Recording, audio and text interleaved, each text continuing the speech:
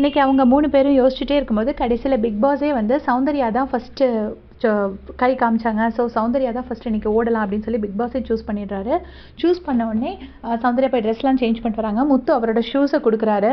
அதுக்கப்புறம் நிறைய டிப்ஸ் கொடுக்குறாரு. கூட ரயானும் நிற்கிறாங்க. அப்புறம் முத்து வந்து முதல்ல அவங்க காலில் ஷூ லேஸ் கட்டி விடுறாங்க. ரயான் இன்னொரு காலில் கட்டி விடுறாங்க. அதுக்கப்புறமா சௌந்தர்யாவுக்கு நிறைய சொல்லி கொடுக்குறாரு. இப்படி ரவுண்டாக ஓடணும், சர்க்கிளாக ஓடணும் அப்படிலாம் நிறைய சொல்லி கொடுக்குறாரு.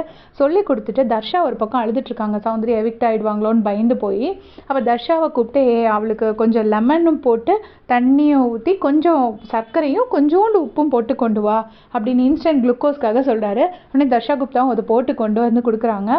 கொடுத்து சௌந்தர்யாவை எல்லாருமே என்கரேஜ் பண்ணுறாங்க. இருந்தாலும் முத்து, ரயன் அண்ட் தர்ஷாவோட கெஸ்டர் ரொம்ப நல்லா இருந்துச்சு. ஸோ 3 பேர் சொல்கிறாங்க. கடைசி பிக் பாஸ் அதை ரைட்டை பாராட்டுறாரு.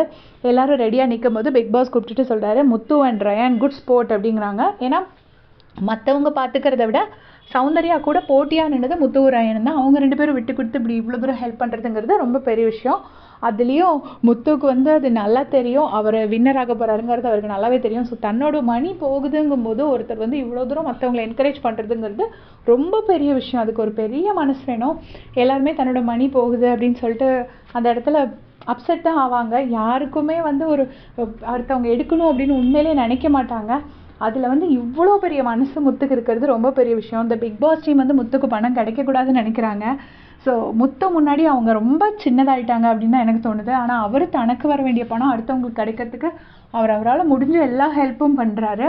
ஸோ பிக் பாஸ் டீம் நீங்கள் முத்துக்கு இருந்து கற்றுக்கிட்டிங்கன்னா நல்லாயிருக்கும்னு நினைக்கிறேன். உங்களுடைய கமெண்ட் சொல்லுங்கள்.